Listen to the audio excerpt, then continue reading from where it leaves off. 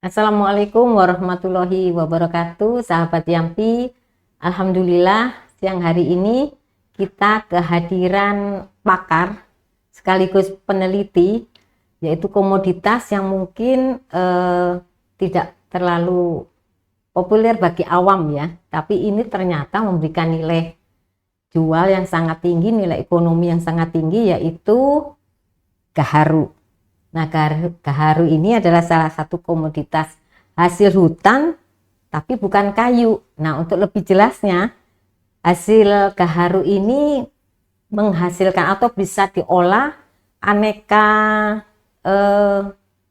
produk yang memberikan manfaat dengan harga yang cukup menjanjikan. Untuk lebih jelasnya nanti saya perkenalkan, ini pakar kehutanan dan peneliti gaharu yang bergabung di dalam Asosiasi Gaharu Budidaya Gaharu Indonesia, yaitu Bapak Sulistyo Asiran. Selamat datang Pak Sulis di Yampi Podcast.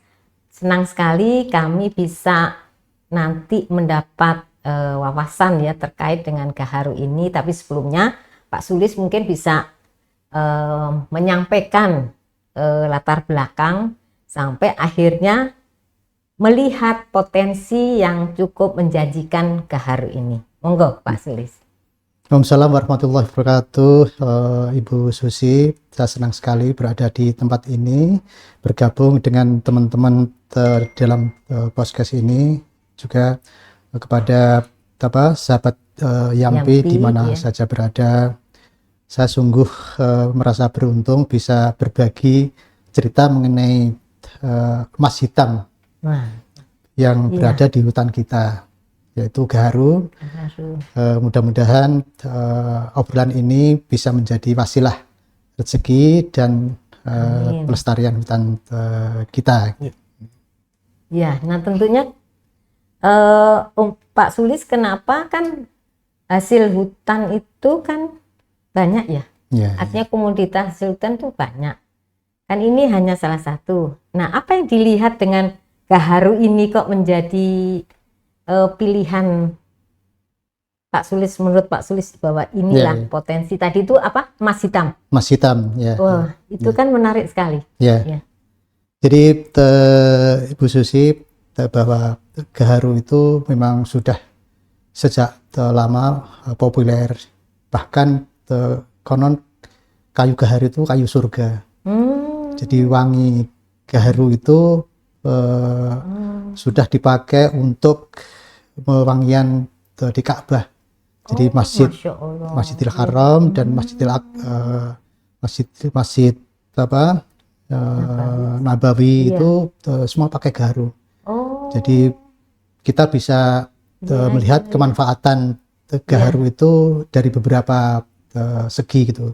Jadi untuk spiritual itu Nabi juga menyenangi wewangian gitu. Jadi kalau kita mengikuti sunnah Nabi, itu sebenarnya gaharu bukan hanya menghasilkan cuan, tapi juga kita mengikuti sunnah Nabi, dan itu insya Allah kita mendapatkan pahala. Amin. Dan dari sisi lifestyle, jadi untuk warga terutama di Timur Tengah penggunaan minyak atau parfum gaharu itu merupakan kewajiban gitu. Dan untuk di tingkat menengah sampai atas itu ya, itu hampir semuanya menggunakan parfum gaharu gitu. Jadi kita bisa membayangkan bahwa ini lifestyle peluang emas ya sebetulnya Pak Sulis. Jadi gaharu ini kebetulan Indonesia punya potensi. Betul sekali ya. Jadi potensinya sungguh luar biasa. Hanya kita memang perlu kesabaran dan istiqomah untuk bisa menghasilkan produk yang sebenarnya merupakan produk yang sangat memiliki nilai yang ekonomi tinggi gitu. Ini dari segi tadi lifestyle tadi ya. Bayangan Bu Susi ya. Jadi satu tetes minyak gaharu yang kualitasnya itu Sultan Dubai itu satu tetes atau kira-kira 1 gram itu harganya Rp400.000. Dan itu kalau kita teteskan di baju kita itu 3 hari itu nggak hilang. Jadi orangnya sudah pergi kemana gitu, tapi aromanya itu masih melekat di ruangan. Di ruangan itu. Iya. Jadi minyak yang premium itu dihasilkan disuling dari pohon. Dari gaharu yang dari yang kita ambil dari pohon itu. Iya. Jadi artinya harus yang sudah tua gitu, supaya menghasilkan parfum tadi itu. Iya. Jadi kemudian saya lanjutkan jadi selain spiritual, kemudian juga lifestyle juga gaharu ini juga bermanfaat untuk obat-obatan. Obat-obatan. Jadi sejak zaman China kuno itu gaharu itu sudah digunakan untuk obat-obatan sebagai obat anti stres, kemudian anti inflamasi, kemudian juga anti asma gitu. Tetapi jadi, kan harus jadi memang harus diolah dulu gitu untuk bisa menjadi obat-obatan. Jadi dari 3 kegunaan itu sudah sangat mungkin bahwa ini ke depan itu menjadi komoditi yang bermanfaat untuk keseluruhan masyarakat. Tadi kan terutama spiritual tadi terus farmasi kan obatnya kan farmasi, terus kehidupan juga manfaat yang lainnya juga masih banyak. Nah, sebelum saya cerita mengenai manfaat, mungkin barangkali perlu kita pahami dulu mengenai sebenarnya gaharu itu apa gitu. Jangan sampai kita nanti banyak gaharu terus salah gitu. Jadi jangan sampai kita salah paham. Ini pohon gaharu, tapi ini gaharu gitu. Nah, ini jadi gaharu itu merupakan suatu gumpalan berwarna coklat kehitaman yang berada di pohon tertentu, yang pembentukannya diakibatkan karena luka dan masuknya penyakit sehingga mengakibatkan perubahan fisika dan kimia. Dan gumpalan itu beraroma wangi gitu. Jadi kalau keempat faktor itu tidak terpenuhi, kemungkinan itu gaharu yang tiruan. Jadi ada beberapa faktor tadi Ada gumpalan hitam tapi terdapat di pohon yang lain, bukan pohon inang gaharu. Jadi tetap harus induknya. Jadi induknya itu pohon inang, penghasil gaharu. Nah, kita menyebutnya biasanya pohon gaharu gitu. Tapi sebenarnya kalau di situ tidak ada gaharunya, itu sebenarnya hanya sekedar pohon inang gaharu gitu. Tapi kita menyebutkan mudahnya aja pohon gaharu gitu aja gitu. Kalau tidak ada inang, jadi kalau tidak ada inangnya gaharu itu nggak akan terbentuk di situ. Gumpalan itu tidak akan terjadi gitu ya? Ya. Jadi kalau di luar pohon gaharu nggak mungkin ya? Nggak. Ada gumpalan tapi juga mungkin aromanya aromanya nggak ada gitu. Jadi memang ini pohon ini sangat unik sekali. Nah di alam Bu Sri kalau saya boleh cerita, di alam itu terbentuknya gaharu itu kapan kita tidak tahu. Jadi yang pohonnya ini ya Pak jadi pohon yang luka itu kita tidak pernah tahu, tapi biasanya sebelum gaharu itu terbentuk, itu pohon itu kena luka. Itu luka karena mungkin tersambar petir, karena angin. Artinya memang alami ya lukanya. Ini yang alami awalnya gitu. Nah, terus kemudian setelah luka, mungkin kena sabit, kena traktor, kena senjata tajam dan sebagainya, itu luka. Sehingga terluka. Nah, kemudian setelah luka ada jamur yang mungkin mengelilingi pohon itu gitu. Nah, salah satunya adalah fusarium. Nah, karena luka, fusarium yang berada di sekitarnya itu masuk ke luka dalam itu. Lukanya. Nah, karena jamur itu makhluk hidup, dia perlu makan gitu. Jadi masuklah ke jaringan sel kayu. Nah, kayu yang luka itu akan merespon gitu.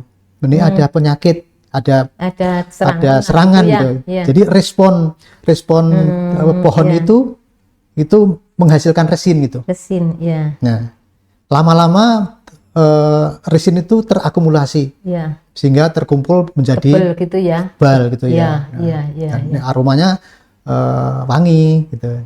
Jadi proses pembentukan gaharu itu dimulai dari penderitaan pohon itu. Pelukaan pohon itu. Ya. Nah, umur pembentukan gaharu itu sendiri kita nggak pernah tahu. Mungkin 50 tahun, mungkin 100 tahun, mungkin 200 tahun nggak pernah tahu gitu.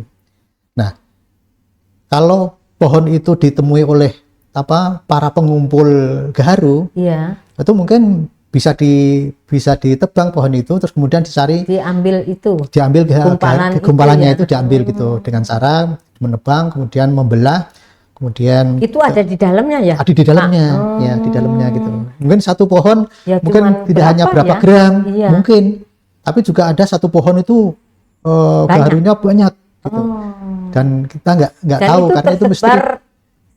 Sepanjang pohon itu ya. Sepanjang pohon itu gitu. Ada yang pohon ditemui oleh pengumpul gaharu, tahu-tahu ditebang gitu. Itu mungkin nggak ada gaharunya tuh, karena pengumpul juga tidak tahu bahwa pohon yang tadi, pohon inang tadi itu ada gaharunya gitu. Nah, dengan ditebangnya itu kalau nggak ada gaharunya, udah ditinggal aja gitu. Oh, jadi tidak ini juga ya? Ya, jadi spekulasi. Kayu bakar aja ya, gitu spekulasi gitu. Jadi itu makanya semakin lama semakin habis karena di pohon itu ditebang secara indiskriminasi. Jadi tidak pilih-pilih. Begitu ada pohon, ini pohon ini daripada ditebang orang lain, mungkin saya duluin gitu. Siapa tahu di antara ini ada gaharunya gitu. Oh gitu. Jadi orang menanam pohon gaharu itu semata-mata karena ada gaharu ini ya, Om ya? Ya, jadi memang ada harapan Iya, yang gitu. Artinya itu memberikan nilai. Gitu. Kalau pohonnya tok? Kalau pohon nilai nggak ada gaharunya, nggak ada nilainya. Nggak ada nilainya. Jadi yang terjadi di alam itu kan tumbuhnya kan secara alami. Orang tidak menanam gitu ya, tidak menanam dulu. Nah, tapi setelah gaharu yang alam itu semakin lama semakin habis, mungkin juga kualitasnya juga. Berarti orang dulu itu pintar ya? Ya, artinya kan belum ada pengetahuan bahwa para pemotong kayu ini nanti ini ada nilainya loh. Iya, gimana betul. ya? Iya betul kan? Ya. Mungkin secara naluriah mungkin ya. Naluriah gitu. Sehingga ini menjadi buruan gitu ya. Jadi kayak mutiara kali ya, Pak. Ya. Kan siapa tahu itu kan hasil dari proses alam ya. Proses alam. Terus menjadi nilai ekonomi tinggi. Terus akhirnya kalau nggak ada mutiaranya terus dibuang kan gitu ya. Jadi gitu persis seperti itu ya. Iya. Ini di Indonesia cukup banyak luasannya. Hutan kita seperti hutan di Sumatera dulu waktu masih lebat, Kalimantan, kemudian di Sulawesi, di Papua, di NTT waktu hutannya masih lebat, itu bisa dengan mudah dijumpai. Tapi kan semakin lama kan hutan itu kan semakin, dan hutan yang pohon gaharu ini tidak dibudidayakan saat itu. Saat itu belum, karena dengan mengambil yang ada di alam kan mudah gitu. Ngapain harus rekoso? Iya. Gitu. Nah, sejak kapan ini menjadi penting ya? Sehingga itu kayak reboisasi gitu loh, Pak Sulis ya. Jadi Bang harus tanam nih. Sejak kapan itu menjadi nilai? Artinya ada nilai jual, ada dianggap itu pohon menjadi satu aset ya. Itu sejak kapan akhirnya orang sadar? Ya mungkin udah puluhan tahun yang lalu ya, udah lama sekali gitu. Tapi persisnya sebenarnya sejak nenek moyang kita perburuan itu. Kan dulu kita kenal sudah gaharu cendana pula. Iya. Jadi wanginya itu sampai bertumpuk-tumpuk itu kan udah sampai gaharu itu ternyata kita kan asal ini aja ya. Kan ada itu pantun apa ya? Pepatah atau apa ya? Sudah gaharu cendana pula. Jadi karena wanginya itu kan untuk masyarakat tradisional itu memang untuk ritual itu ya, untuk ritual. Makanya tadi saya sampaikan itu dari sisi spiritual itu memang nenek moyang kita itu lekat dengan wewangian yang bersumber dari apa? Jadi ini tumbuh, artinya gaharu ini tumbuh, artinya komoditi yang tumbuh di hutan, tapi bukan hasil hutan. Bukan. Jadi gini, biasanya kita kalau melihat hutan itu kan melihat kayunya. Iya. Apa yang bisa dilakukan untuk bisa menghasilkan duit? Iya. Itu ya kayu itu. Kayunya itu kan. Kayu meranti, kayu ulin, terus kemudian kayu jati dan sebagainya itu hutan. Pohonnya. Gitu. Jadi makanya itu non kayu itu karena sebenarnya itu bukan kayu. Jadi artinya kan kita tidak mengambil kayunya ya, tidak mengambil, Pak ya. Tapi ngambil gaharunya tadi dalam bentuk jadi itu. Non kayu kan itu yang menyebutnya seperti itu. Itu tumbuh dari memang sebatang kayu gitu. Iya. Dan itu tumbuh secara alami secara alami, ya. Dan saat ini apakah dengan mengetahui harga dan tadi ya hasil produk bisa diproses menjadi macam-macam. Nanti mungkin Om Sulis perlu jelasin ya. Apakah akhirnya itu jadi dibudidayakan? Ya.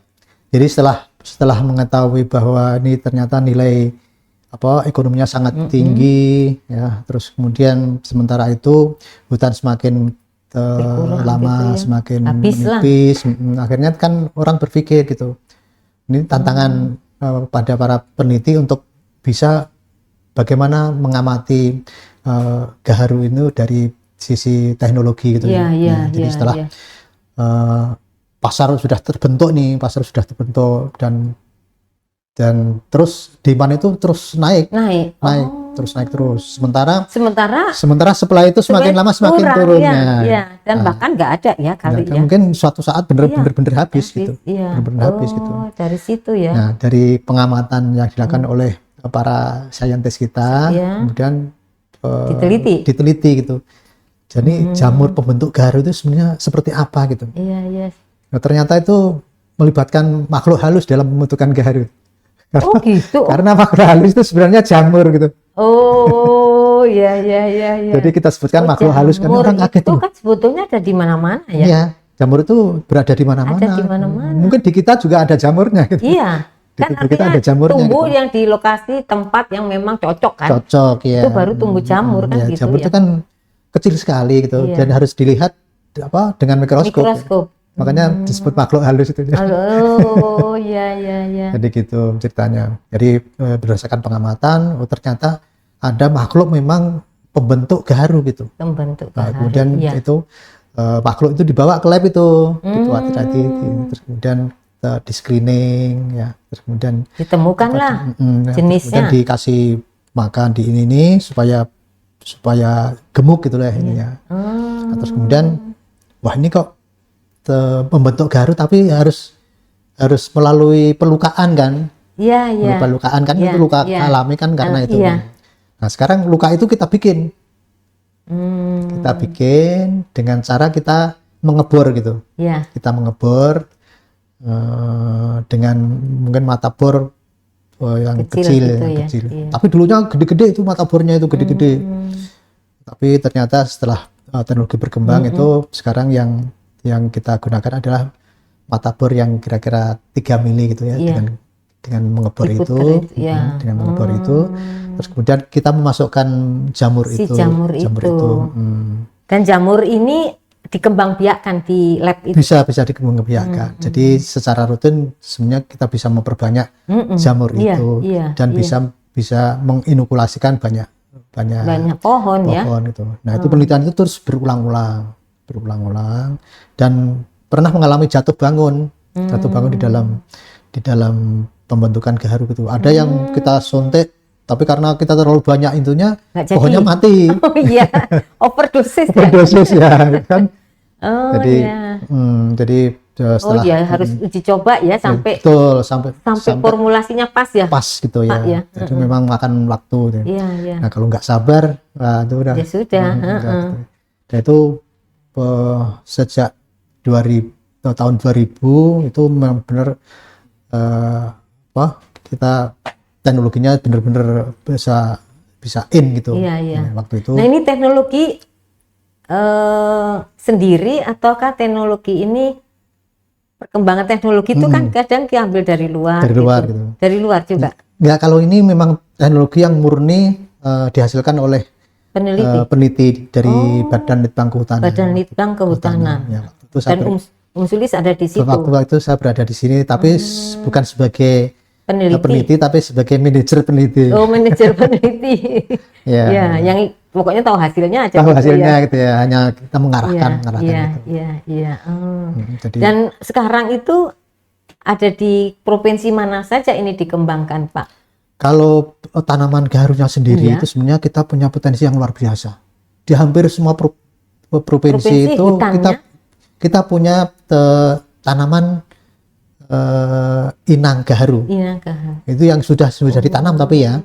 Yang sudah ditanam. Di Jawa itu banyak. Terus kemudian di Sumatera itu hampir seluruhnya itu ada tanaman gaharu.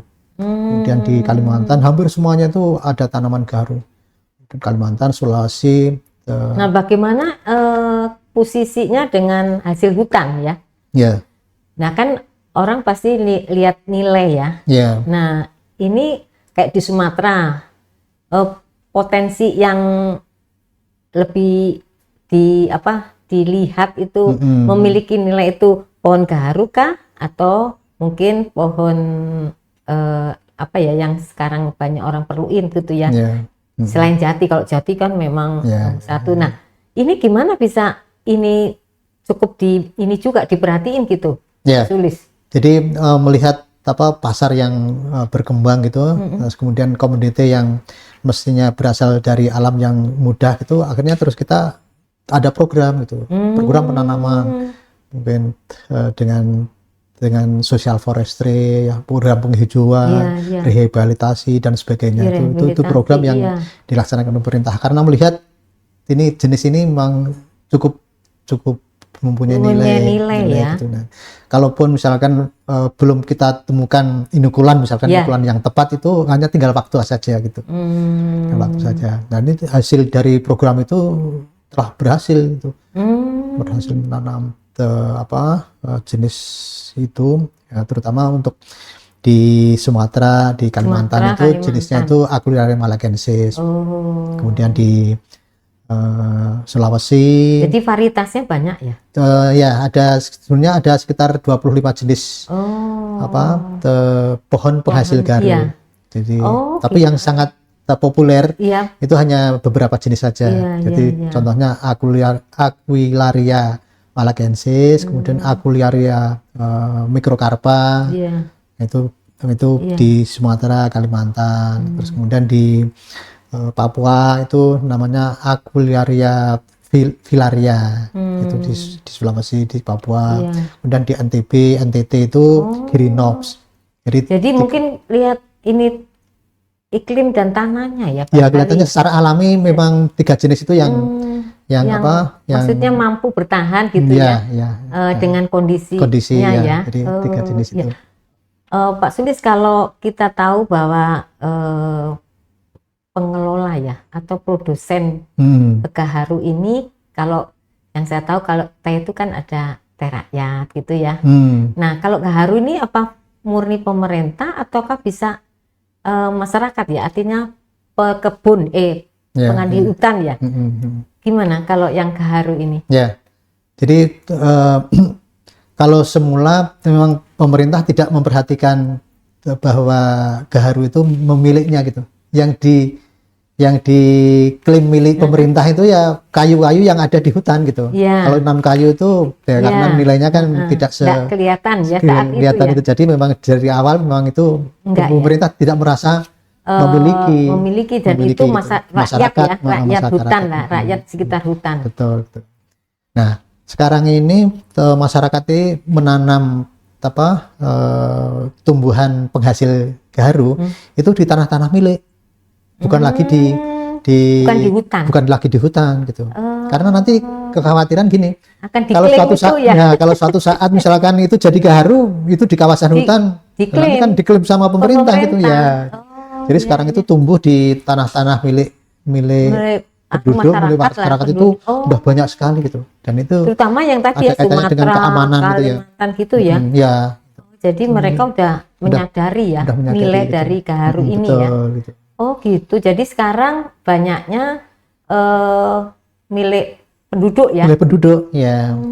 Jadi berbarengan dengan kemajuan teknologi yang kita upayakan, jadi kemudian teknik budidaya, jadi teknik inokulasi, kemudian teknik pengolahan, kemudian juga akses pasar yang mulai terbuka itu, mulai masyarakat itu tertarik gitu dengan teknologi itu. Jadi muncul apa inokulan yang berasal dari apa saja itu, pokoknya sedapatnya aja itu petani itu. Jadi mereka juga secara nggak langsung riset untuk kebutuhannya ya. Ya betul. Ya kan coba-coba ini, jangan ini gitu kan, dicobakan. Jadi mungkin ada yang pohon itu dipaku gitu, dan memang ternyata ada hasilnya gitu. Iya. Tapi ada juga yang tapi kan gagal. kualitasnya ya, barangkali ya. Jadi bisa besi dimasukkan ke kayu itu, ada juga yang model gitu, terus kemudian paku,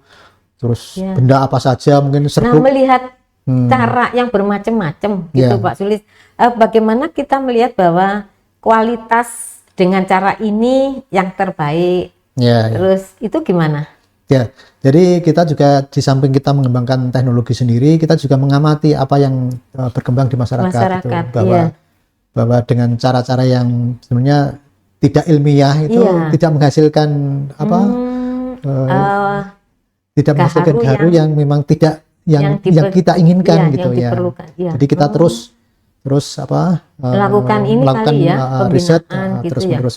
Di samping juga kita melakukan edukasi dan pemahaman kepada. Jadi pecah. Habis. Oke. Ya. Habis enggak tadi terpantau. Ya. Jadi terus kita melakukan program pelatihan di mana-mana. Jadi waktu kami bergabung di Badan Litbang itu kita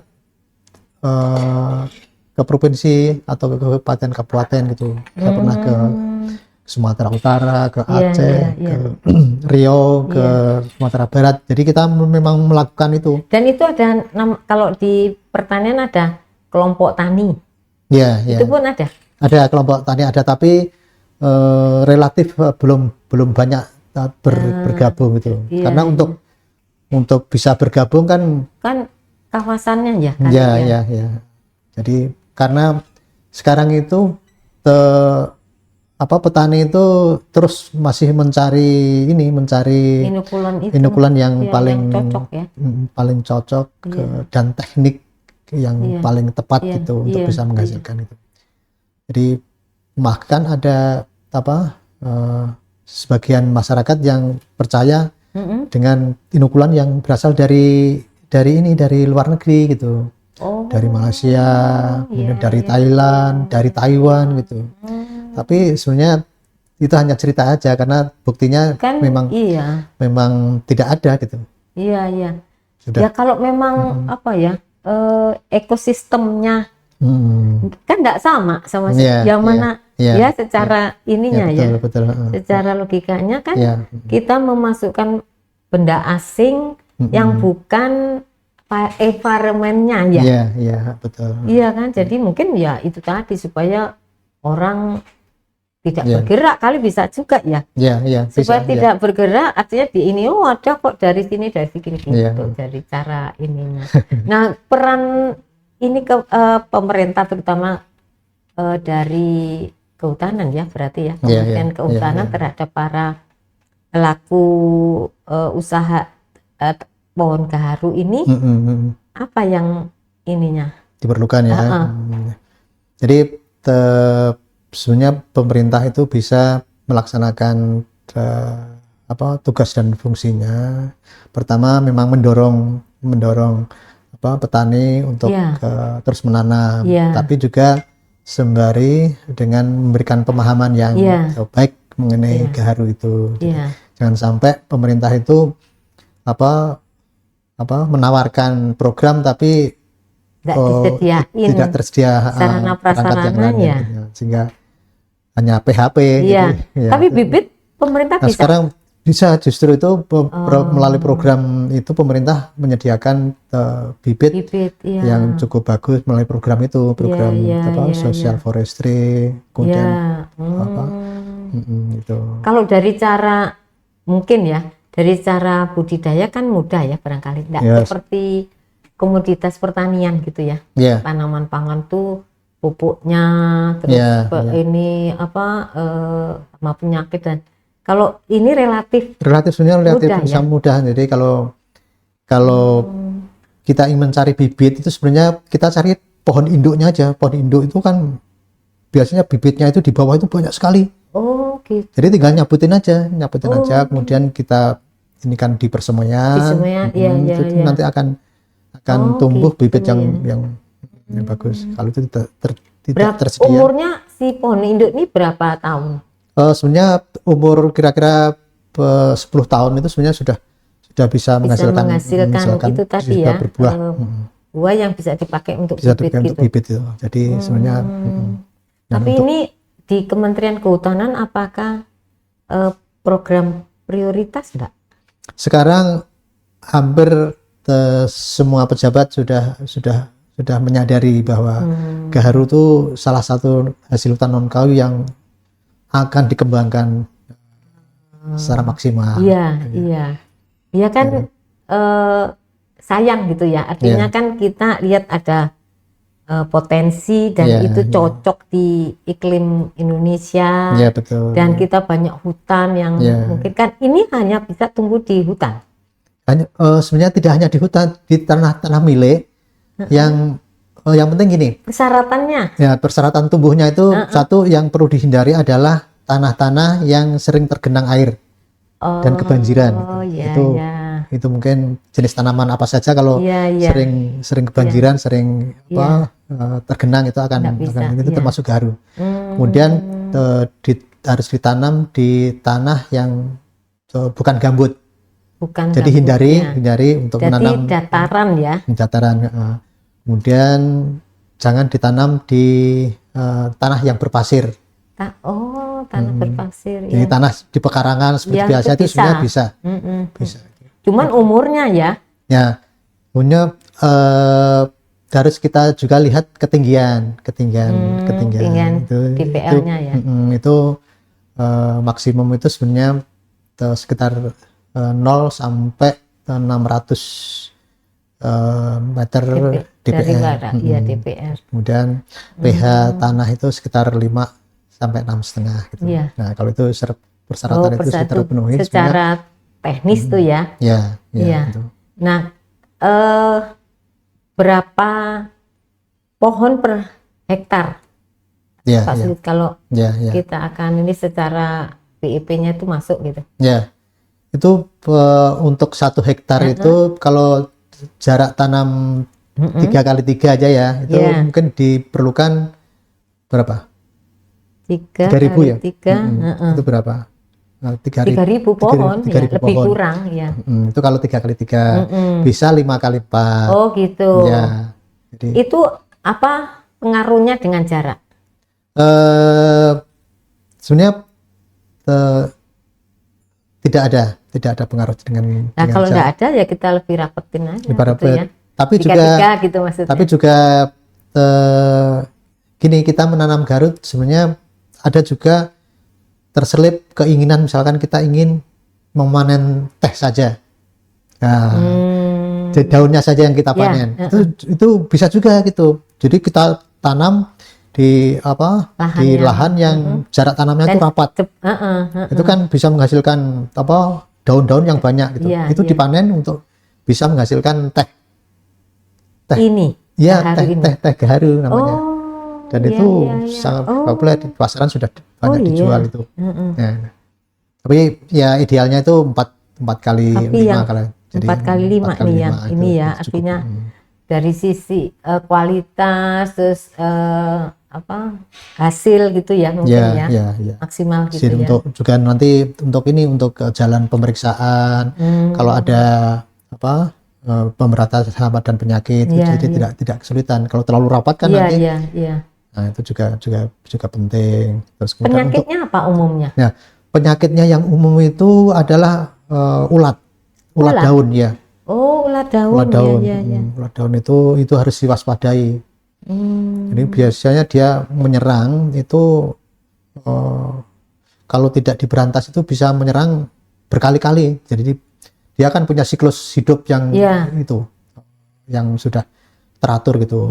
Jadi jadi ada dorman terus ini lagi ya, gitu jadi dia pada saat dia makan daun kenyang terus dorman. dia kan dorman terus jadi kupu-kupu kan. Jadi kupu-kupu. Nah, kupu-kupu itu menelur telur lagi, telurnya kalau ditaruh di itu jadi ulat lagi. Nah, kalau pada saat itu masih tersedia daun yang masih itu dia masih bisa hidup garunya gitu. Tapi kalau pada saat siklusnya itu berulang dan daun garunya itu sudah habis, itu garunya akan mati. Jadi dia ngerogotin ininya daunnya gitu. Sampai berindil gitu. Jadi memang itu ancaman terhadap petani gaharu secara serius itu. Kalau itu tidak diperhatikan, investasi yang kita tanam itu bisa hancur itu. Kalau bibit dari pohon induk ya, katakanlah itu kan tidak dinilai ya. Nah, kalau yang beli ya, artinya beli dari mungkin dari litbang ya, dari penelitian atau itu nanti kan pasti akan dijual ke masyarakat, itu berapa? Sebenarnya banyak perusahaan yang sudah menyediakan ini. Jadi justru malah dari instansi pemerintah itu tidak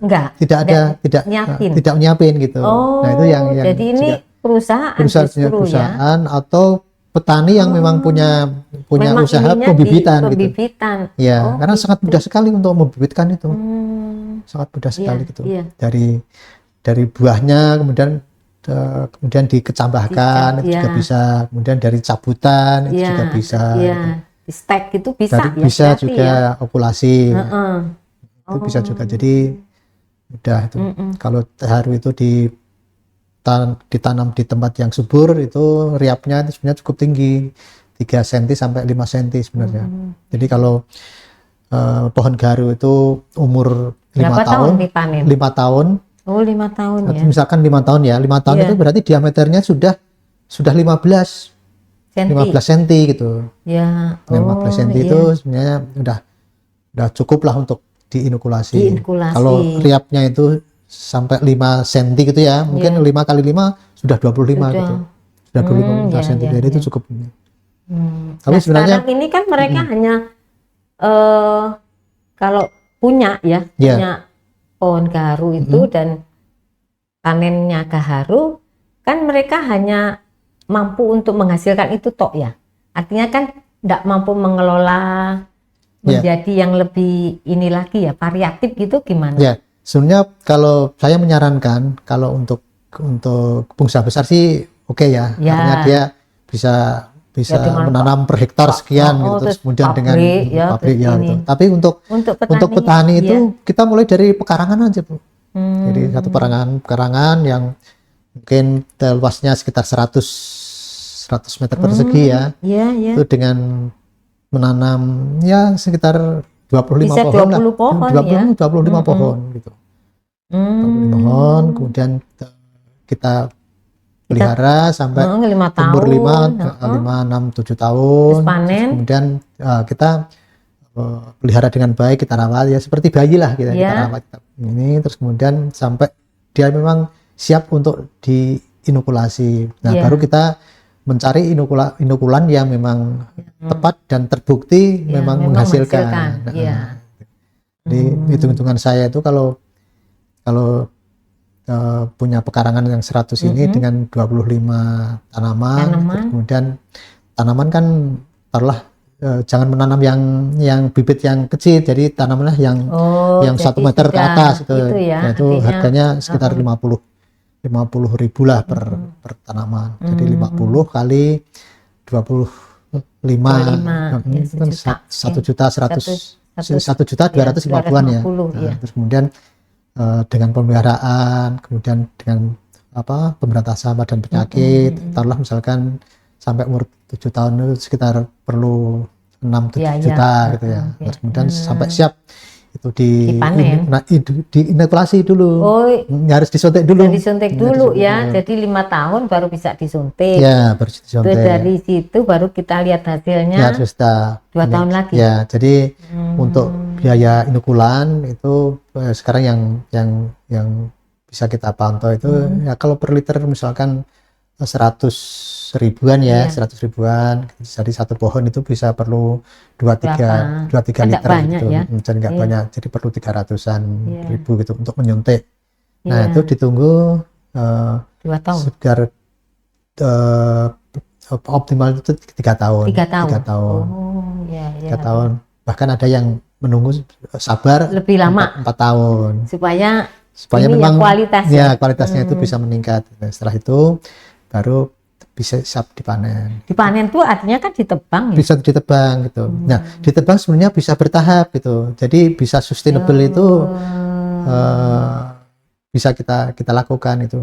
Jadi kalau kita ini bisa pola tanam ya berarti ya. Jadi kalau kita bisa panen ini, jadi misal ininya dulu cabang-cabangnya dulu. Ya, kalau misalkan kita punya inokulan cukup, cabang-cabangnya bisa kita inokulasi, cabangnya kita panen dulu gitu. Terus kemudian baru batangnya dan tonggaknya itu kalau bisa juga disisakan, karena pada saat sudah dipanen tonggaknya masih ada, itu tonggaknya bisa kita suntik lagi. Oh gitu, jadi jangan habis dong ya, motongnya gitu. ya. Ada yang petani yang punya praktek seperti itu. Iya. Jadi bisa 3 kali panen gitu. Nah, itu hitungan saya itu kalau satu pohon itu bisa menghasilkan misalkan garu dengan kualitas super ya, super atau double super, tapi untuk budidaya ya, itu 2 kilo aja ya, 2 kilo. Jadi per pohon ya? 2 kilo per pohon aja ya, 2 kilo per pohon itu 25 pohon kan jadi 50 ya. Jadi